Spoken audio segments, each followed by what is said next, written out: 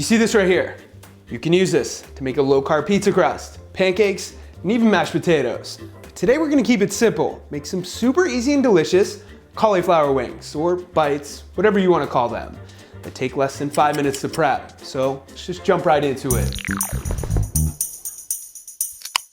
In most cauliflower recipes, you'll start off by preparing your cauliflower separately.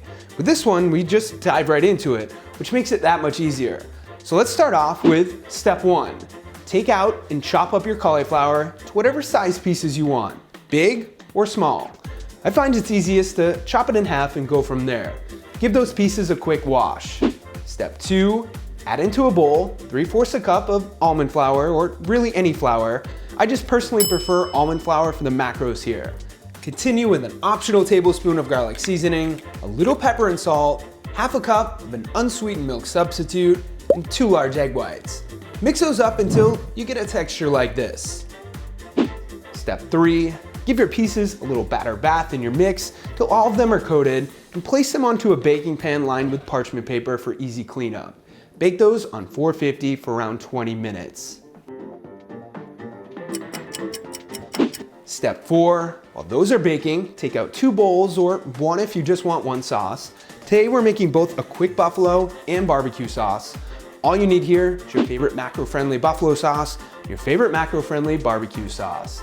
Add those into a bowl with 2 tablespoons of olive oil or butter, mix those up, and you're ready for your last step. Step 5, take out a food brush. Pro tip, these silicone ones are awesome and last forever. Use that brush to coat your pieces. This part should only take a minute or 2. Once those are coated, toss them back into the oven on 450 for 20 to 25 minutes, or until they look like this.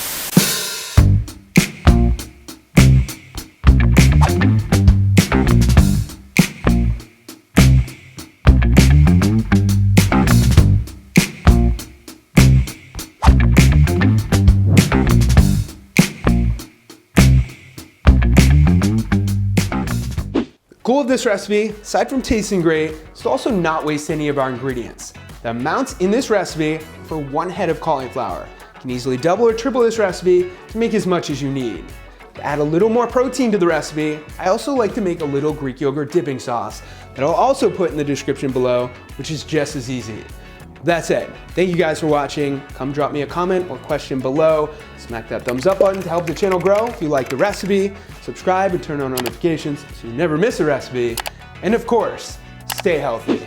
Add those into a bowl with 2 tablespoons of olive oil.